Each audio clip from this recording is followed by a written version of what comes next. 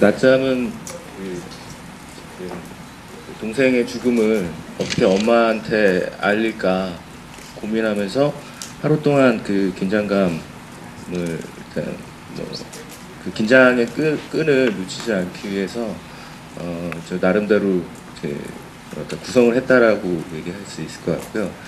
예. 네, 그렇습니다. 우선 영화 4편 너무 다 잘 봤고요. 낮잠 찍으신 유성혁 감독님께 질문 드리고 싶은데요.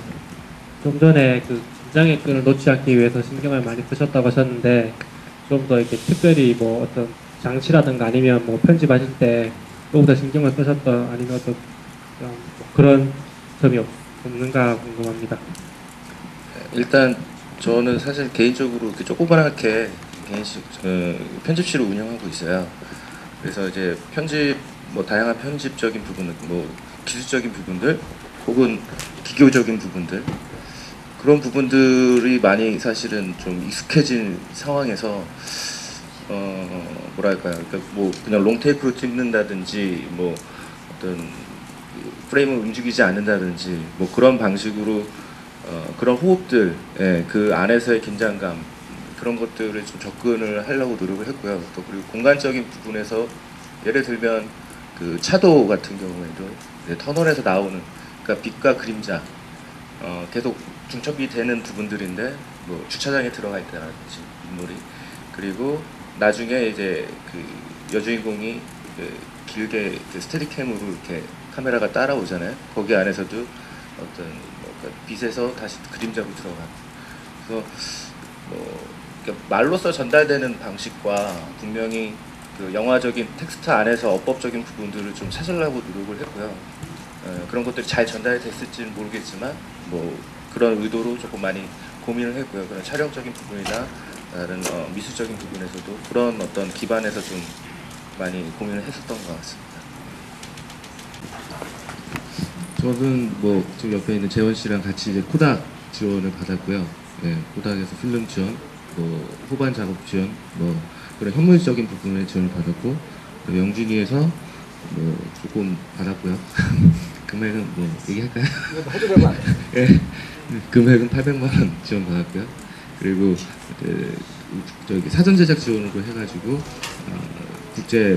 대학생 평화영화제에서 조금 더 지원을 받아서 했는데, 전체적으로 보면은 저희가 필름 35mm 필름으로 작업을 하는 어떤 단편에서의 대략적인 예산적인 부분들이 사실 회차량도 좀 많이 관계가 되고요. 저는 이제 4회차 촬영을 했고요. 그래서 이제 좀 경제적인 부분에서 좀 많이 세이브가 됐고, 추가적인 비용은 당연히 좀 더 들어갔지만, 많은 지원금 통해서 좀 편안하게 작업을 한 편이라고 생각합니다. 예, 그리고 이제 4번째 영화를 만드신 감독님께 제가 이제 질문을 드리고 싶은데요.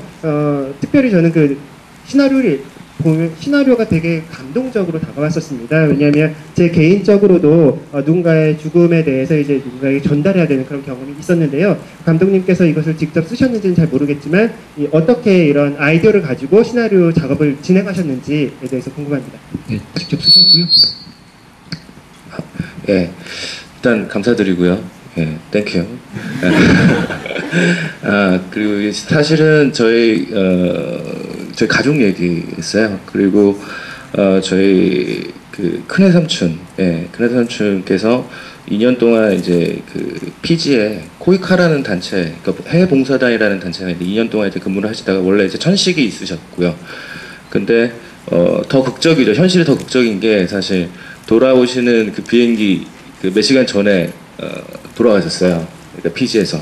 그래가지고 이제 가족들이 이제 큰애 숙모랑 저기 사촌 동생이랑 이제 시신을 수습하러 피지에 갔고, 할머니는 이제 집에 계신데 이제 비행기 시간까지 전날까지도 통화를 했으니까 이제 기다리고 계시고, 네, 그런 상황에서 이제 저희 어머니가 어떻게 말씀을 드려야 할지 막막한 거죠.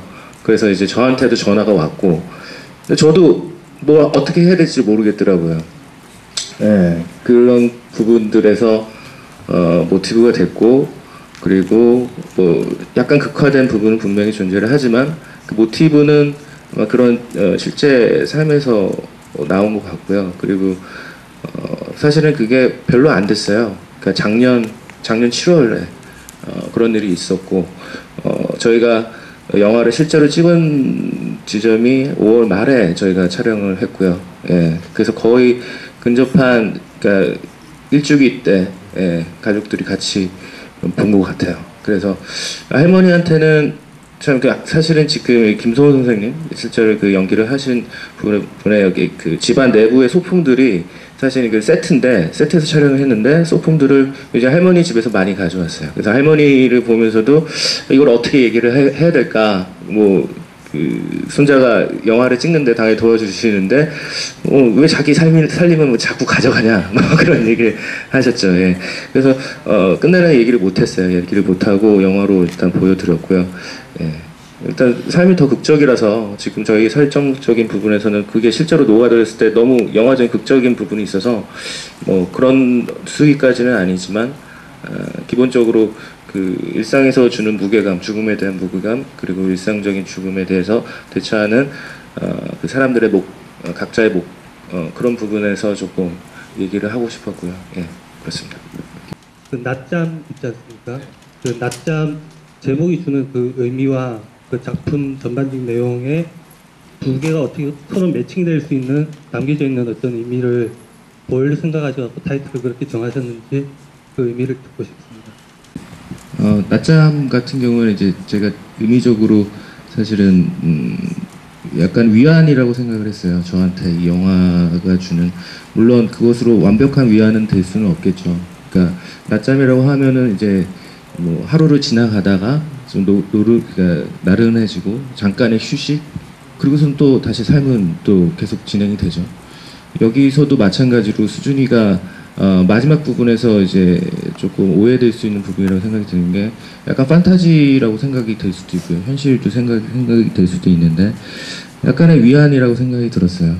낮잠 자고 나면 뭐 엄마랑 얘기를 할 테고 어쨌든 삶은 계속 진행이 되고 그 죽음에 대한 무게감, 그 죽음에 대한 삶에서 죽음에 대한 무게감을 잠시 조금 휴식 같은 어떤 시간을 갖기 위한 어떤 방식으로 낮잠을 선택을 한 것 같습니다.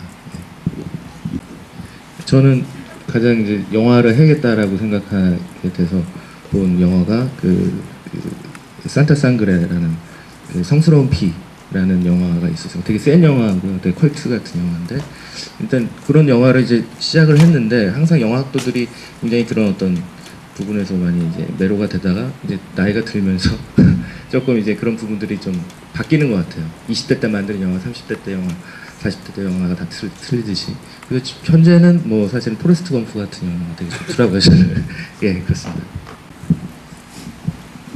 그러니까 저는 4회차를 그 연달아 찍었어요.